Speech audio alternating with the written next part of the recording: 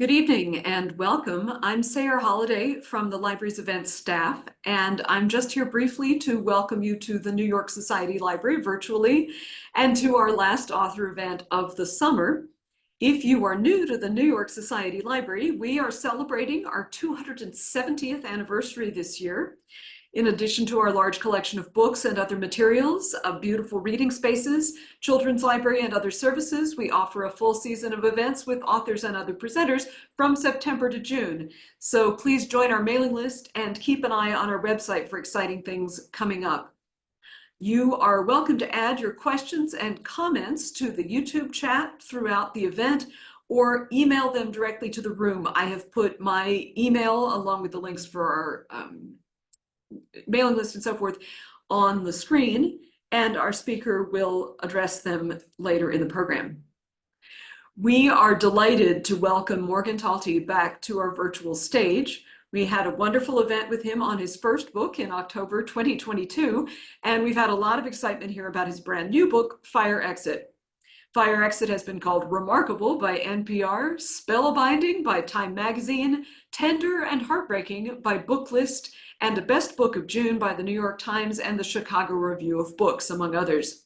You are welcome to get your copy of Fire Exit from our friends at the Independent Corner Bookstore. That link is also in the chat, and they will ship anywhere. Morgan's debut collection, Night of the Living Rez, won the Penn Robert W. Bingham Prize, the American Academy of Arts and Letters Sue Kaufman Prize, the National Book Critics Circle John Leonard Prize, and so many other honors, rightly so. He is an assistant professor of English in creative writing and Native American and contemporary literature at the University of Maine. So I am now honored to pass the microphone to Morgan Talty. Enjoy.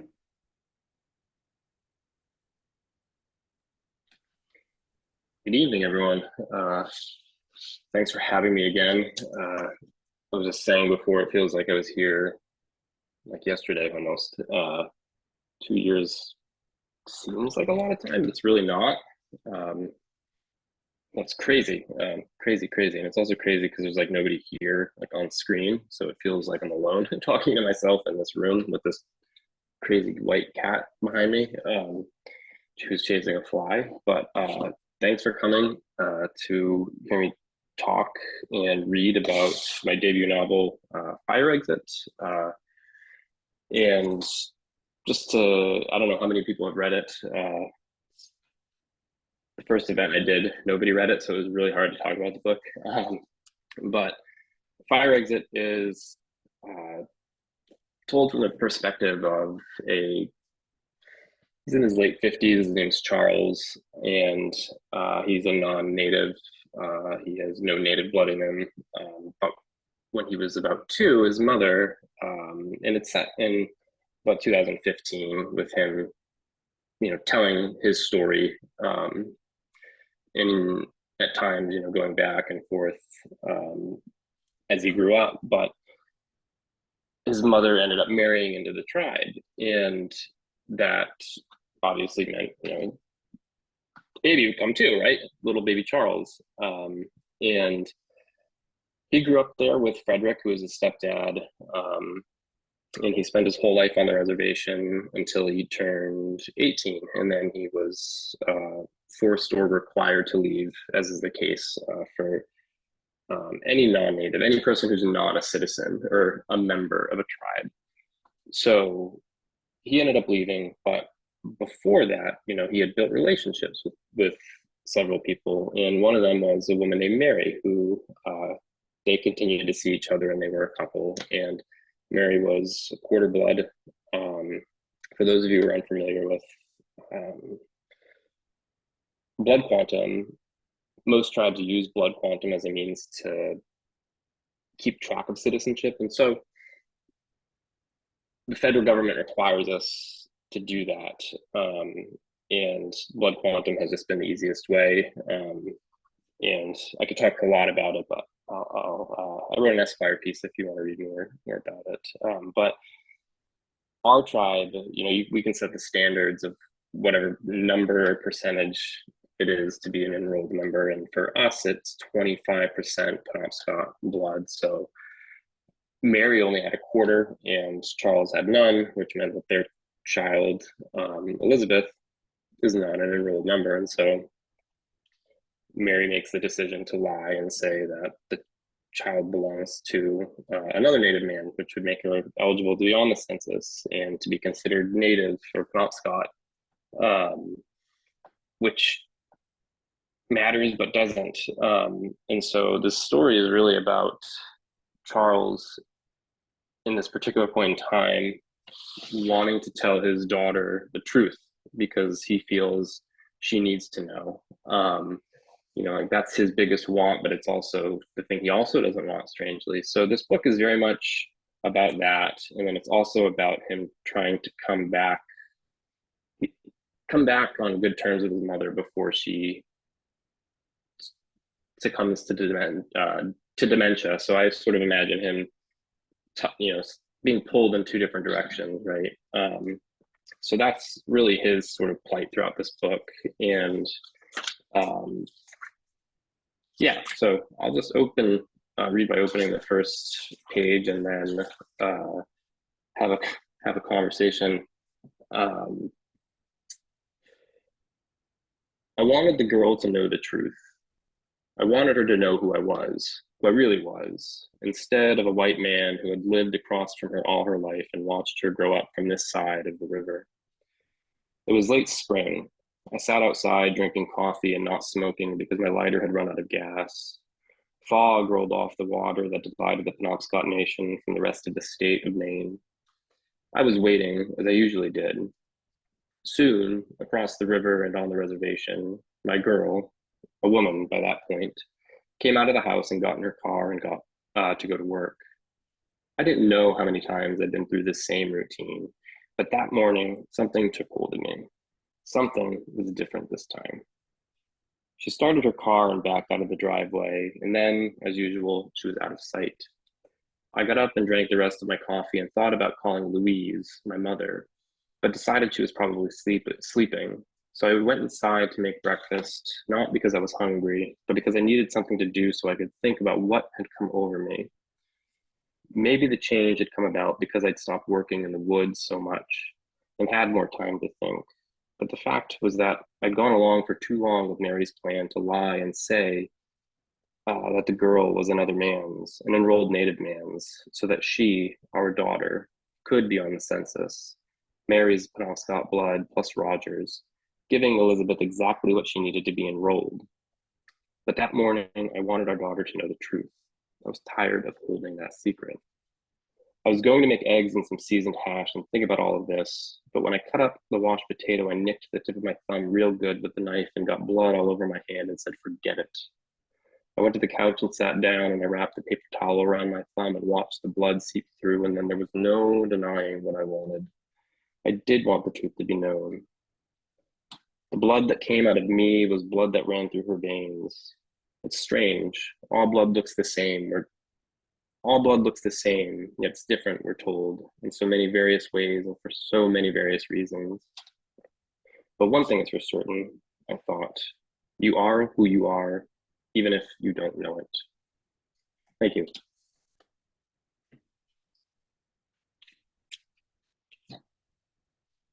Thank you. It's a gripping beginning, both very daily life and very big picture all at once, it seems like. Yeah, I was telling you before, it's like, I don't know, like, I feel like I'm curious to hear, I don't know, I have like good friends former professors of mine who read the book, and like they keep emailing me being like, I didn't notice this until now, and I see it too, just these weird layers of connection and dichotomies and back and forths, he talks so much. Like in the opening, I just saw this and I didn't. It was intentional, yes, no. But he's like saying how they have the shared blood, and so there's like a responsibility.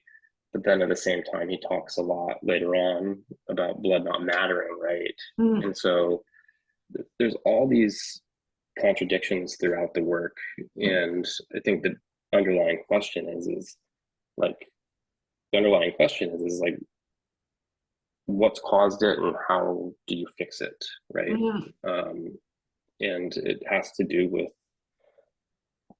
history and federal Indian law and all of this stuff that the book doesn't necessarily engage with at all. It mentions, a couple things, but other than that, it's just story, right?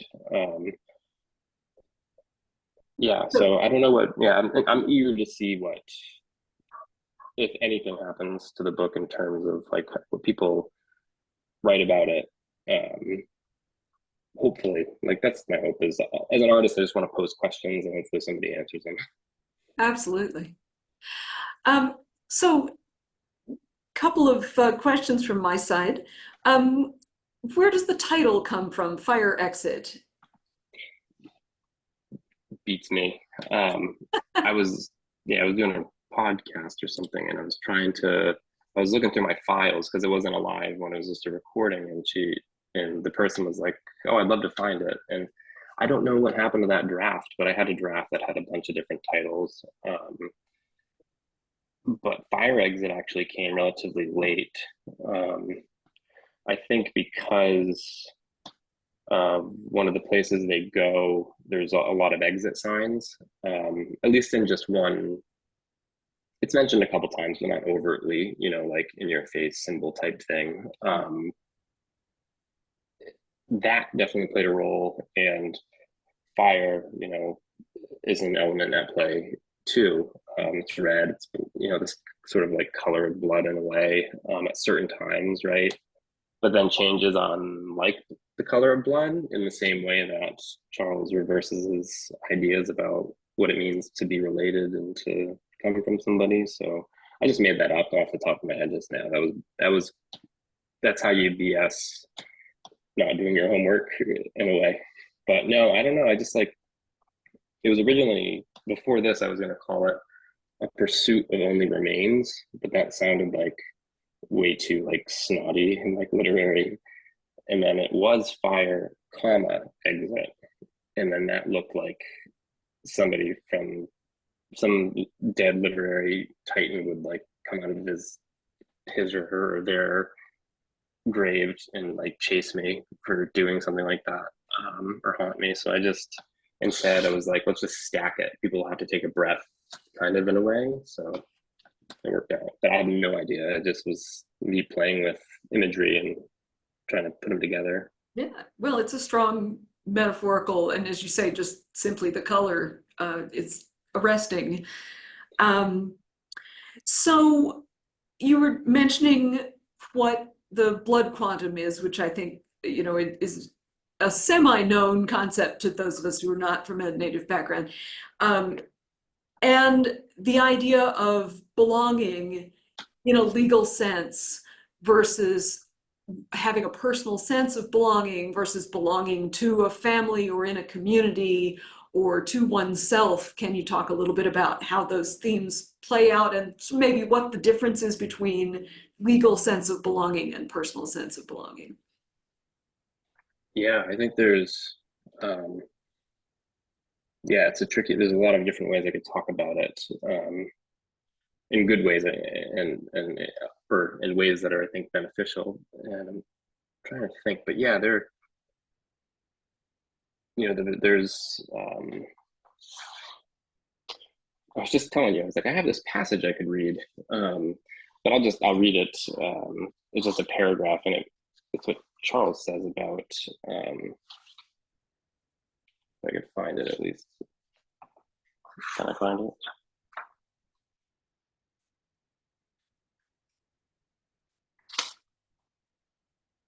Maybe not. I may have untabbed it. Oh no, I found it. Okay.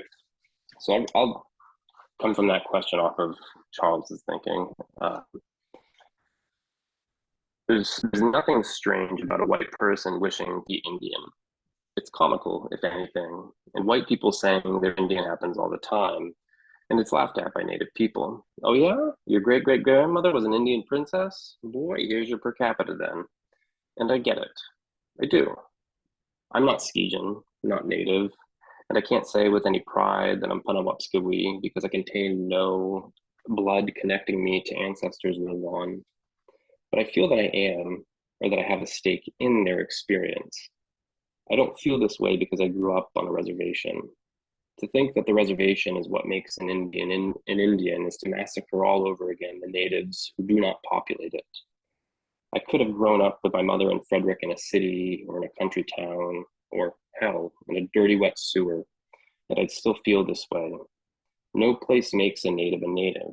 It strengthens it. It strengthens it, I'll say that, but it's not the deciding factor.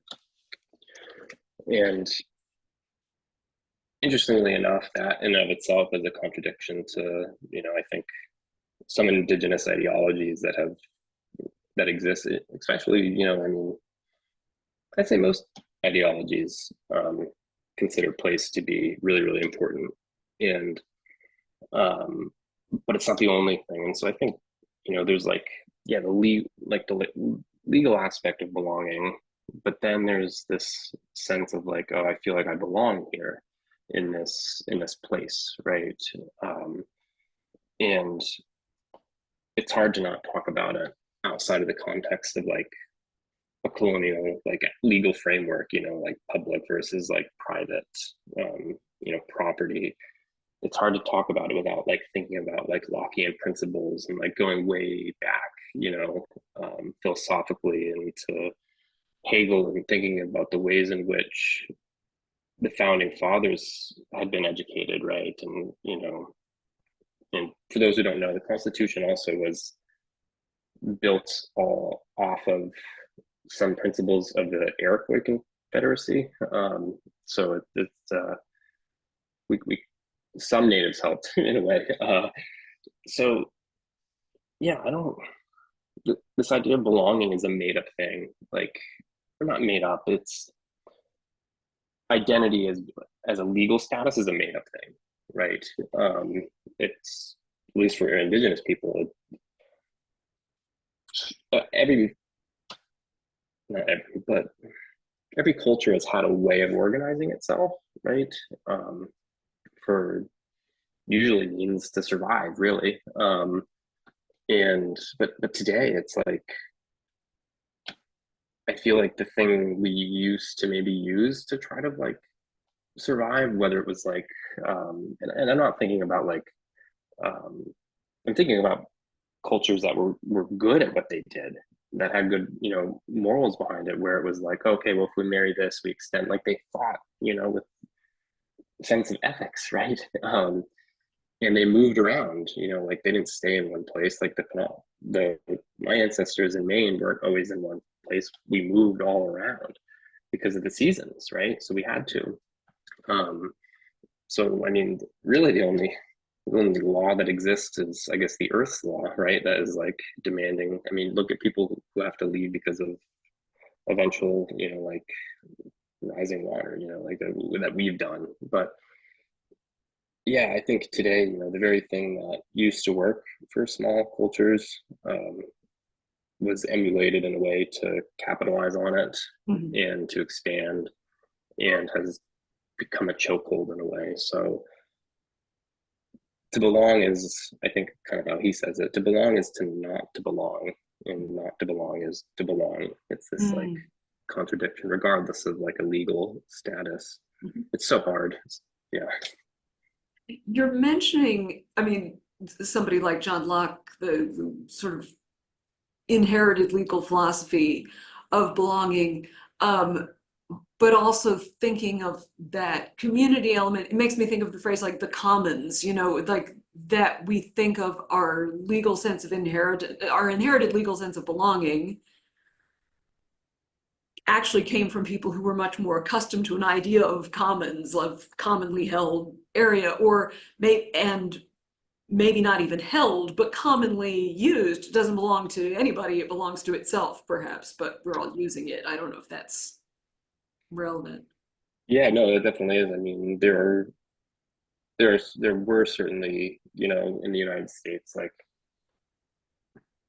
tribes that were not, you know, like I don't want people to think that before colonists came, this was a perfect place, populated by perfect people. It wasn't. It was populated by people who I do think a lot of them had a better sense of what it meant to kind of like live more peacefully, right? In some geographical regions. Mhm. Hey, maybe it's place that really drives people to be, colonist. I don't know. I don't know, but that'd be an interesting thing to look at. But guns, germs, and steel comes to mind, for example, thinking about, Yes. why did the West conquer the East instead of vice versa? But and terrain was a big, you know, key factor in that. But Yeah. yeah, I think some tribes, yeah, there was no perfect tribe, right?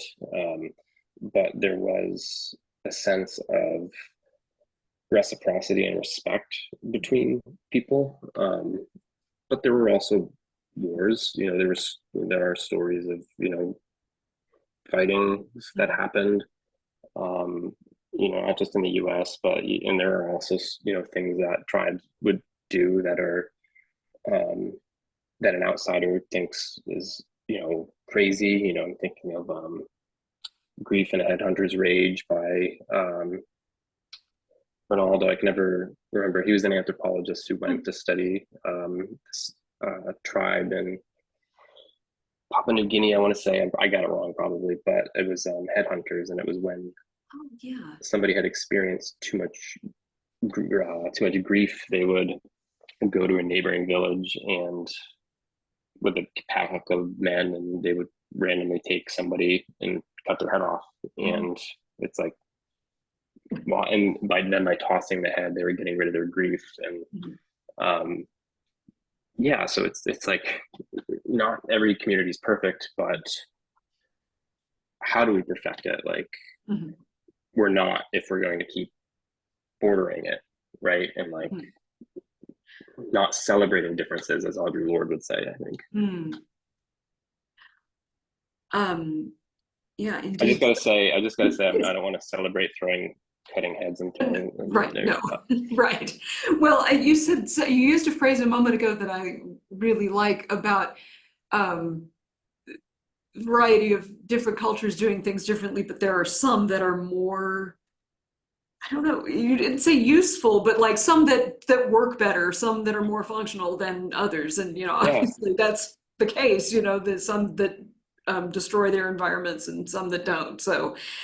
Um, so looking at rather than the kind of society or group for a moment, thinking of some individual people. So in the book, you've introduced Charles and you've introduced Elizabeth a little bit, and you mentioned Louise, Charles's mother, who has dementia, and you write the dialogue and the interactions of this person who's living with dementia really with a lot of nuance and detail. Was that difficult to write? I mean, was Louise somebody who appeared from the beginning of the plan here and was kind of in this state from the beginning of the plan? no, she wasn't actually. I Somebody had asked, they were like, when did Louise appear? And sh I this is the so I rewrote. If you hear screaming, it's just my baby trying to go to bed. Um, I rewrote this book. This is the sixth rewrite of it. So I did five other start from scratch ones because it's just too much to like for people who can do it. It's like they're geniuses. I'm like, wow, but I don't think they are. Maybe they can. But she emerged because there was something like Charles was being pulled too much towards his daughter, right? And like wanting to get close, and it just wasn't working. And so I was thinking about, I was like, well, what happened to his mom, right? And so eventually around draft three, maybe four, I was like, started playing more with that. And through her, I was able to elevate the stakes, between this relationship. And I, she existed before my mom had passed away in 2021. But I will say it was after my mom had died she did become much more of a prevalent, figure. My mom passed away of a heart attack in 61, and very young. But my grandmother had Alzheimer's, and both my grandmothers did. And I remember seeing it growing up, and I wrote about it in Living Rez twice. I think there's two stories. But I, it wasn't hard. I was in workshop once for Living Rez when I was writing my stories, and a doctor was actually in the workshop, and he was like, and I was like all paranoid, I was like, a doctor's reading my piece. I wonder what he'll think about this. And he was like, oh, you captured, Alzheimer's like exceptionally well or whatever. And I felt like happy, that I'd done justice to it. But I still research the stuff I feel like I know. So I watched a lot of YouTube videos of people with Alzheimer's and the way their family would interact with them, but then also think about the ways their families weren't interacting with them, right? And that sort of stuff. And then I researched too, one research piece I found, and this all helped me write it, this helped me give it less personal and more objective, look at it. But I found research that suggested ECT treatments, electroconvulsive therapy treatments that Louise ultimately ends up getting are because she suffers from depression as well, and that's what ECTs are usually treated for.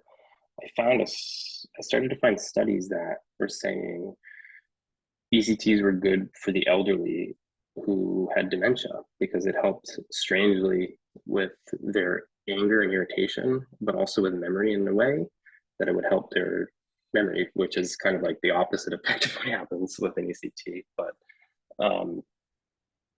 it was easy, but it was hard because I put a lot of pressure on myself to make sure I didn't falter anywhere. Well, and I feel like the temptation with a lot of writers, which often we see them resist it, which is great, but is to resort to cliche to some extent when you're portraying a condition that you don't have, and you don't, even if you've had experience of it in your family. So it's a very good thing to not do that. Yeah. But I think also too, I feel like Alzheimer's dementia is something that most of us have been touched by in some way, but also that a lot of people want to kind of keep hidden to some degree, or like have those people a little bit not the middle of society. So it's good to tell those stories, I hope. Yeah, I think Um, I think they are. Yeah, as long as the story isn't about it, like that's the thing. Like I think that's the key factor. Is like, you know, it's like I don't want to write about. I never want to write. I want to write about the people. Like I don't want to write about their problems. Like their problems affect their lives, yeah, but we want to. People always bring up like the sort of like mundane nature of my work, and it's because I'm not exploiting.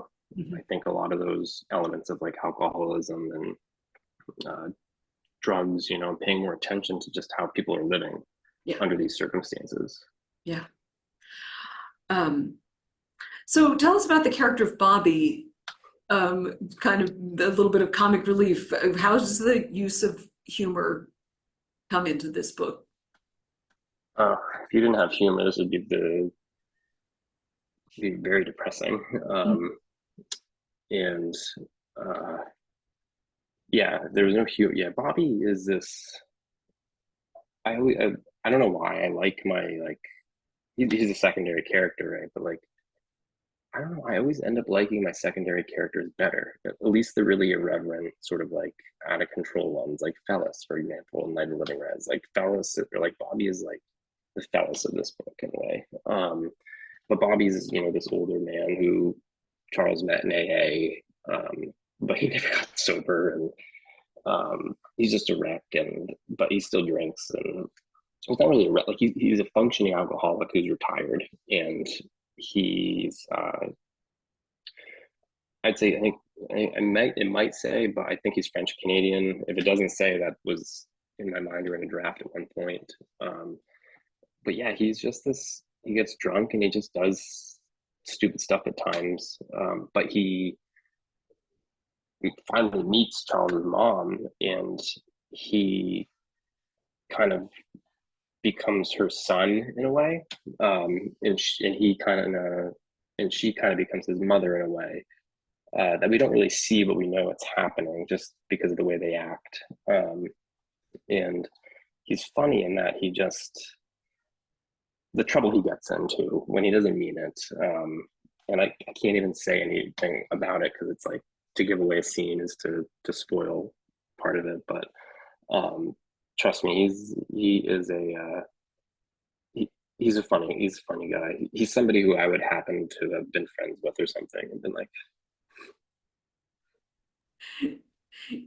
Yeah, very fun to spend time with in the book. Maybe in real life would be a little more of a challenge to know, but yeah, this is one of the great things about fiction, obviously. Um, so maybe turning a little bit to kind of process and thinking about writing fiction. So this is your second book, right? Your first book is a collection of short stories. How was writing a novel different? Or was this not your first novel, but just the one to get published? this was my fourth or fifth novel, maybe. But the others were never really like finished. I would get only so far, but like this was finally when I was like, had learned enough of it to learn how to get it done, right? But then it still a process of figuring out. So I wrote, I would say, um, the difference between the two, I think, is that the short story collection in the very beginning, early stages of it, is like this, like, I don't know, it's like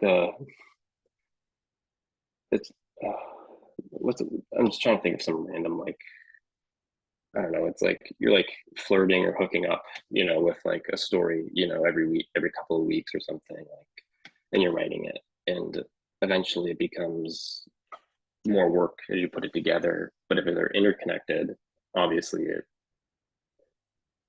gets a bit harder because you have to think a little bit more about pieces that you can't just put them in, you know, and maybe think about themes and stuff. But um, the main difference, I've always used the analogy of running. I feel like a short story collection is more like a 500-meter dash, right? And like you're done, but you're like, whew, you're out of breath. And a novel is this long distance race you sign up for that doesn't give an ending point, and you have to like kind of just like figure out when it ends, and you're just somehow gassed but still alive. I don't know. It's like Forrest Gump, when he's just running. Yeah. No, that makes a lot of sense.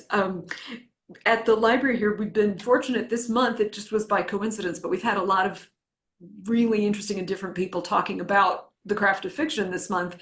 Um, and it's funny because at two events involving a total of four authors, they all got into conversations about to what extent do they outline, to what extent are they doing it by the seat of their pants, which some people use as a verb, they're pantsing it. Um, to what extent are they telling their characters what to do, and to what extent are their characters just going off and doing things and they're just recording it? Where do you locate yourself among those polls? Ooh. Um, I suppose I don't plot at all. Like I just, at least not at first. I think the one thing I think all writers should recognize, or in at least from writing from a literary fiction standpoint, is that like there's character driven fiction, right?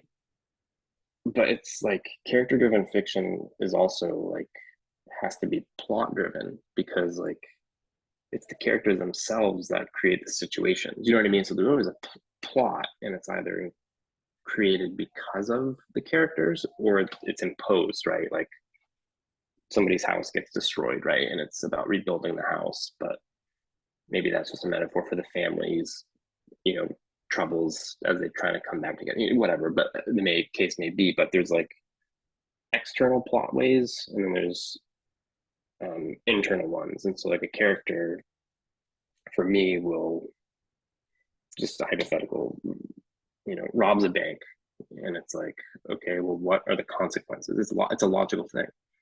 What are the consequences? They get away with it. Okay, so we put that on the table, but then there is a series of things that can follow, right? Like, what do they then do? Or questions you can pose, like, what do they then do with it? Well, the first thing you could start with is like, why do they even want the money, right? Because that could give you an ending point. Two, they get caught, right? What are the consequences?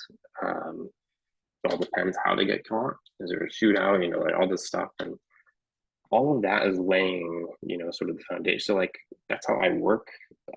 I just am like, all right, I'm going to start with a character or two who wants something and have them go get it.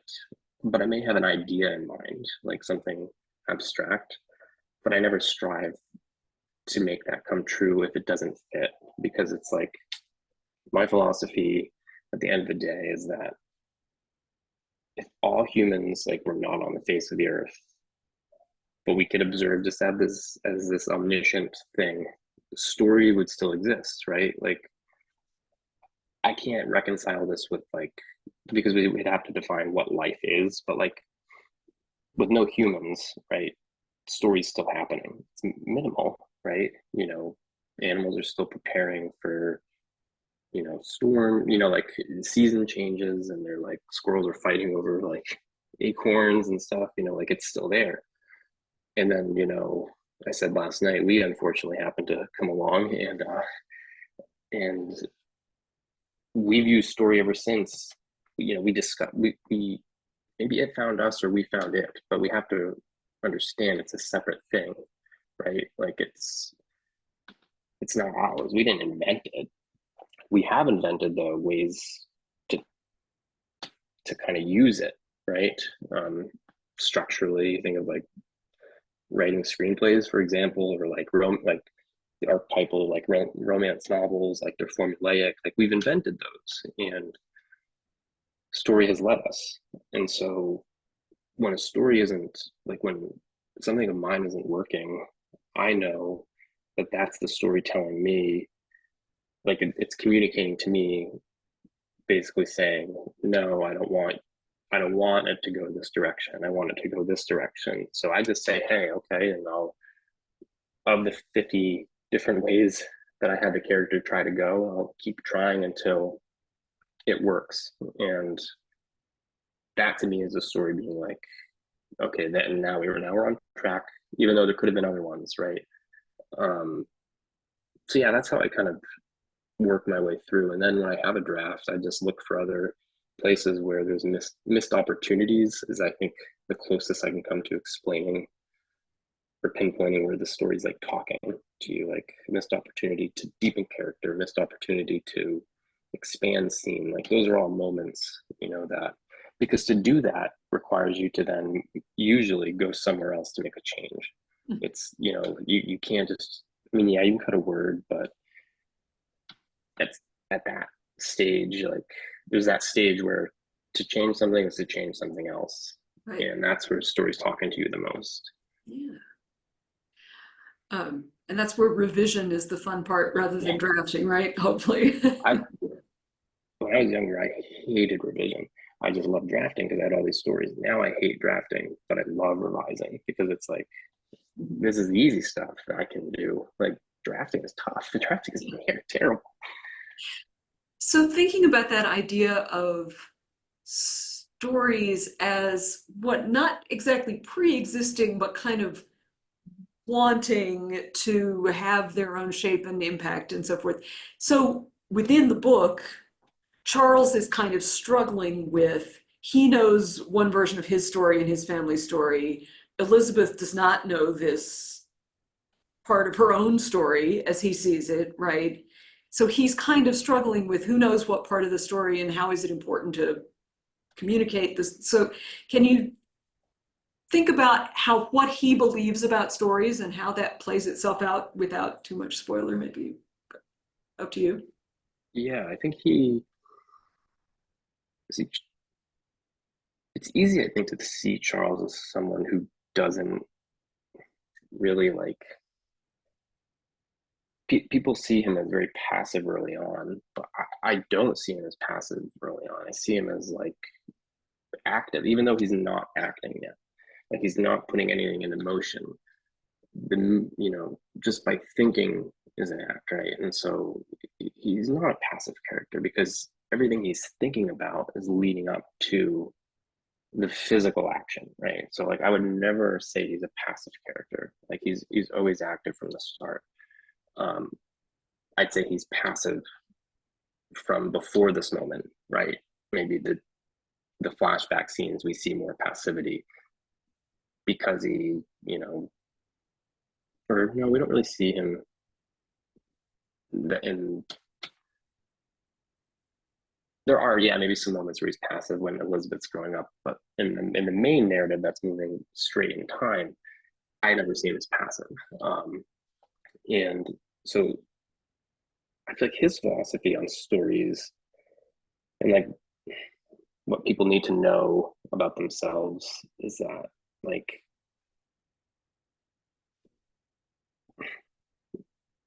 and Scott Momaday said, like we're just made of stories, like it's what creates us. And it's like if we don't know this stuff about ourselves, like how can we ever really be a like fully realized human? And think about and this is why I'm like I don't like to there's a line there with Charles talking about there's a lot of people who want to be native, and stuff like that, but it's like, is it that they want to be native, or is it that they are missing parts of their own stories and they're trying to find them? And yeah, I don't know if that makes sense. And like, I'm not standing here and trying to be like a quote unquote defendian in that sense, but like, if we're feeling like something's missing and then we go after it, it usually comes across as a lot of good, like with people trying faking being Indian, right? And yeah, but I think he just knows that what happens if you know everything. And I've met people who just know so much about their history, their family history, and I'm just like, blows my mind. I'm like, wish I did.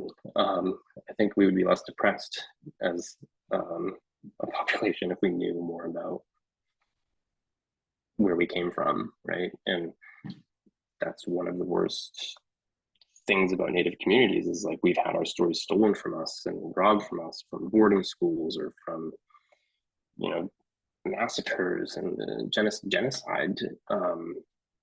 So we've lost parts of ourselves that we're trying to reclaim, but also put back together with pieces that we can't find. And I think Charles is kind of like that. He's a non-native, but he's sort of representative of in a way, of somebody who's like, yeah, like all of us suffer with it, but I don't know. It's a strange dichotomy, but like that's how I think he thinks. And or that might be just me saying how I don't know, but Well, yeah, it's a powerful thing to point out, though, that people's motivation, whatever their specific background, can be like that they feel like a part of their story is missing, and how do they fill in that gap? And that motivation can be sympathetic, even if maybe the decisions they make in order to fill in the gap are not good decisions, possibly. So that's, yeah. and it doesn't help then. Yeah, I don't like DNA tests and like like all these like I don't know if there's like an objective way to ever like achieve a sense of reclamation of where we come from, right? Like, Mhm. but is there an intersubjective way, right? Like I'm thinking again in the anthropological sense of like the more viewpoints we get from people, right, the that's when it becomes a quote unquote objective science, right? Mhm. You know, intersubjectivity, this parallax, so to speak, is the thing that makes it science, right? Because we get viewpoints on every thing, which is interesting here because we only get one viewpoint, and it's Charles. But Yeah. Um, so did you discover anything new about your own practice or ritual of writing in working on this book? Or are there any things that are interesting about your writing practices or rituals that you might want to share with any writers in the audience? um, yeah, I think out of this book came, well, it kind of started in Living Rez, but it came more to fruition in this. Is that I started to for like so I started writing when I was 18, and Night of Living Rez came out when I was 31. So I didn't publish my first story until like 9 or 10 years into writing.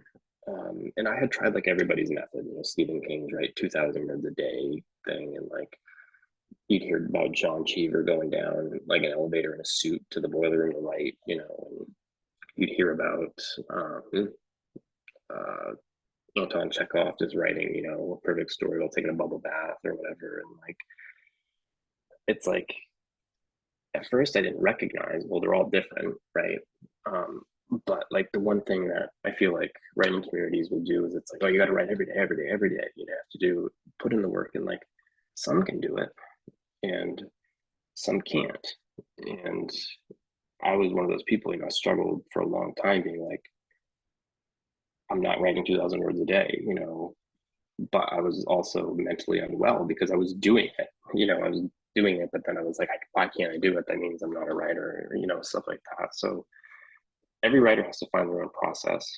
Mine is simply, I can't write fewer than 500 words a day, and I can't write more than 1,500 words a day.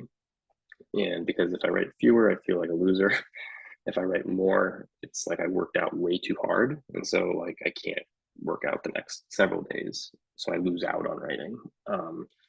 And the only other thing is if I start the project, I see it through until it's done, even if even if the last half of it is nothing, or even if none of it is worth anything, because every page you write is just a mile on the odometer clicking by, as you're making it way towards that city that is the story that you'll eventually arrive at. So those are the things that I learned the most is like, don't take writers' advice, even though here I am, kind of just saying some stuff. But Well, I think pointing out both that individual writers have very different processes that may or may not work for other people, and that I might say the imposter syndrome is high in this field, perhaps, in the sense that if you do it the wrong way, you're not really a writer. Even if you end up creating a book, it's tough psychological game there. yeah, I know. Yeah, the first story I ever wrote that I was told was good, like I was like, I'm never going to write anything as good as that again, and I felt that way for a long time. And then I was like, no, I'm going to write bad stories and then I'll write good stories. And yeah, so It's you're good. always, the stories are stories, and they are what they are. So. Perceptive Reader in the chat remarks, your stories are character driven and vivid. Just curious, are you ever tempted to write for film, TV, stage, even opera? Mm, maybe as a co-writer, um, it would depend on the. I don't know. I see. I'm not tempted to. No, not really. But plays. I have written plays before, um, but I've always stuck to fiction. Um, or yeah, just I think because I grew up as telling stories orally, so I you kind of have to like be really descriptive in that way. And um, my kid's just losing it over there. Jesus Christ. Uh, maybe one day I might write for, if somebody wanted to turn Night of Living Rez into a series, like I would want to co-write it with somebody, because like I feel that we could both, because there's so many silences in that we could play with it and turn it into something that is still Night of the Living Rez, but going deeper, right? And like in a direction that another artist sees it going in. Like, because this isn't mine anymore. I mean, it is, but it's like people can do what they want with it. And if they're going to adapt it, they can have it their way. I'm not going to be like, I might be like, why they do it that way or something, but yeah, I don't know. Hollywood scares me a little bit. Yeah, I think understandably, um, though here's hoping that adaptations happen and treat you well. But yeah, um, hopefully a refreshing point of view, like it doesn't belong to you anymore, but it still does, so some kind of balance could be struck there. Yeah, But yeah, I mean, but this is the great gift. Now it belongs to everybody, I might say, kind of, you know, high flute I sort think of. it does. I think it does, but it doesn't. It depends who depends what they do with it, really. If they're ill equipped to read, like to understand it, you know what I mean? Like then it's strange. It's like you have to have the knowledge of the thing in order to use it, right? Mhm. Like I wouldn't hop in I can't drive a stick, so I'm not going to go and claim one and just try to drive it, and no, it wouldn't work. It'd be a train wreck. So, or a car wreck. It's a metaphorical thing. Yes, exactly. Well, so speaking of it belonging to everybody now, this book has received really rave reviews, rightly so. I mean, people have just, as with your first book, it's on so many best of summer lists, so it can't even, we've lost count. It's been called gripping, taut, often precise prose, a remarkable narrative about very complicated things is very easy to read, all this sort of thing. Um, I mean, I hope that it feels good to get all this good response. Does it seem to connect to your experience of writing the book? Does it seem kind of surreal? How's it feel? Feels strange. I don't know. I just, with Night of Living Rez, I didn't expect much to come out of it, Mhm. right? But it ended up selling phenomenally and either winning and or being like a finalist or being on a list of like for like most every like lots of stuff out there. Mhm. Um, I didn't know it was going to do that, and so to have it do that and then to have a novel come out after, you're like, well, it's a little scary, like in a way. So for a while, I actually told people like I didn't want to know anything. I didn't want to hear anything from anybody. I just didn't. But I guess it's a different book. It's a different thing, but it's also so close in time to Night of Living Rez, right? And it's like, who knows how people would have thought of this book if it came out in an extra year, Mhm. or maybe now was the time for the book to be out released. Mhm. Is die. Oh, shoot. Can you hear me? Yeah, you're fine. Yeah. So, um, yeah, it just uh, you're gonna have to repeat the question. I'm sorry. I But got just so yeah. thinking about how the response has been really positive, and is that a positive thing to experience, or is it kind of strange? Or Yeah, at first it's a very, very icky feeling. But then you kind of get used to it and then you make fun of it, at least I do, by finding funny, like bad quotes from people, from reviews. And um, those always, those are great. Those are my favorite, favorite things is to look at the 1 star reviews. because people are clever, you know. With my first book, Tommy Orange had said, reading this book, I literally laughed and cried. And somebody wrote, reading this book, I neither laughed nor cried. I did yawn a few times though, and that's funny. I've always said I want my own copies of my own book with just bad reviews on it, like disgusting or like disappointing. Kind of the Lemony Snicket take on Yeah, yeah, because it's work. yeah, it's just really, I find them funny. I do, because like I said, I let go of the book in a way where it's like, unless somebody like really just like like understands it, and then I'm kind of like, okay, that's what, but I don't get like irritated. I get more like concerned about, Are those people okay? Yeah, exactly. yeah, it was, yeah. Good. So I think we'll kind of move towards drawing to a close. A couple more things, if that's okay with you. Audience, anything else you'd like to toss in the chat, feel free to. And actually, pardon me, I'm going to glance at my email because I said that to email me just in case that works better technologically. So Morgan, I was just going to ask you, authors, other works of literature that have influenced you in working towards this book, and or what else have you read lately that you love that you'd love to recommend Oh, to us? oh, I left I left it down. I don't know where it would be. It's called I'll send you the link to it. But it's called Delinquents and Other Escape Attempts. And it's a linked story collection written by um, Nick Reese Gardner. Mm, And it's coming from Madrona Books, mhm, a very, very small indie press out in the Northwest.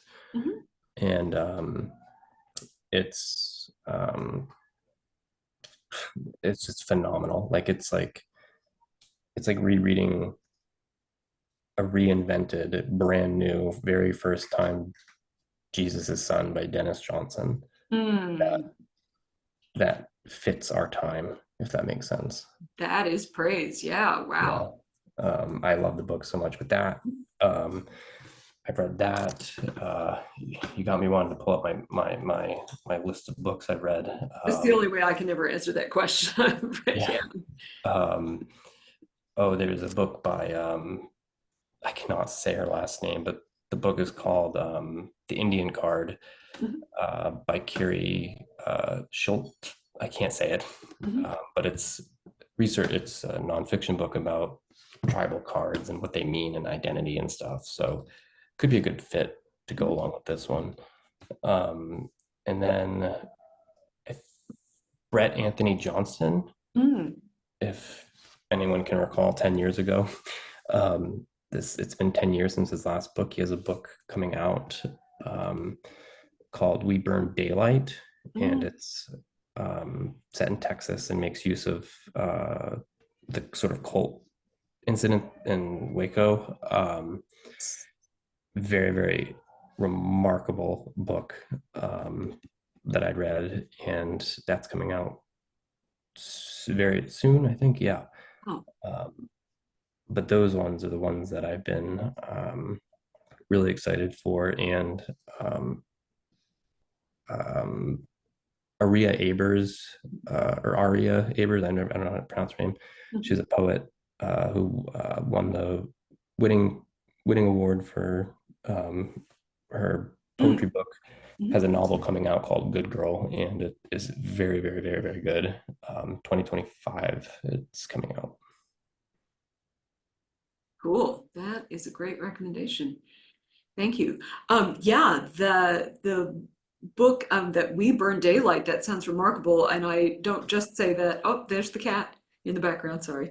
Um, nice to have a little visitor. I was in high school in Texas when the Branch Davidian cult episode happened. So it's a striking thing for somebody to be investigate, assuming that's the cult. I guess it doesn't narrow it down, but Yeah. investigating in fiction regardless. So and somebody intelligently asked in the chat the thing I'd love to know too. And what are you working on now, if you feel comfortable sharing that? I have a memoir, actually, that has been purchased and is under contract and focuses on um, my parents, who are both gone now, but raising a son, who doesn't have his grandparents, and trying to bring them to life in such a way that when my children are older, they can read it and be like, I feel like I've known these people my whole life, but my parents are very complicated people, as many people are, and it's kind of a deep dive into who they are and who they were, and also the stories I don't know about them. So I'm having to talk to a lot of people. Yeah, so doing research, even though it's about your own parents who you actually knew, that's really Yeah, cool. yeah, Yeah. yeah. So a memoir that's not really about me in a way. Um, that sounds fantastic. Yeah, good. We will look forward to reading it. So, is there anything that we haven't discussed that you'd like to toss in? Um,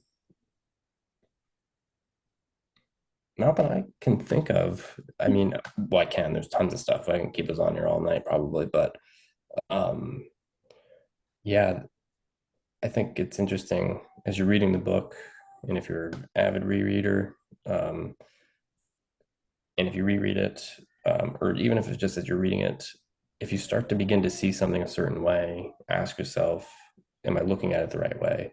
Mm. And I guarantee you, the story is going to flip over, and you're going to be moving between different ways of thinking constantly.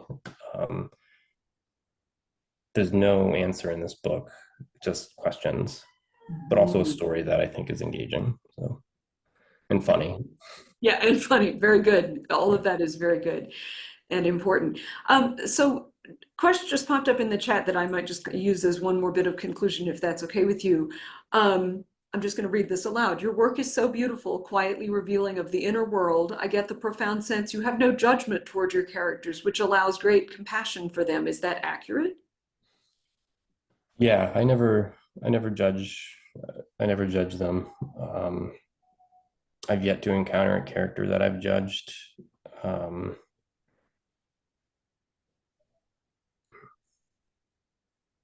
yeah, I've been more concerned with how do we forgive than how, like how do we forgive somebody who's done something um, terrible, like how do we bring them back instead of kicking them out? Um, and so, yeah, I have to have that empathy, or else I just need it. So that's what I think with my characters is always like, they're not going to be good all the time, but I'm not going to chastise them for it. I'm not going to intentionally endanger them in the story, because of it, unless it's called for. But Yeah. Good. Thank you so much for your time and insight, Morgan Talty. This has been extremely enjoyable. Audience members, do pick up your copy of Fire Exit from your favorite bookstore, or you can order it from our friends at the Corner Bookstore. That link is toward the top of the chat in the YouTube. And that beautifully concludes our season of events at the New York Society Library. So thank you so much for joining us for that, and we look forward to seeing everyone again. thank you all. Good night. Thank you.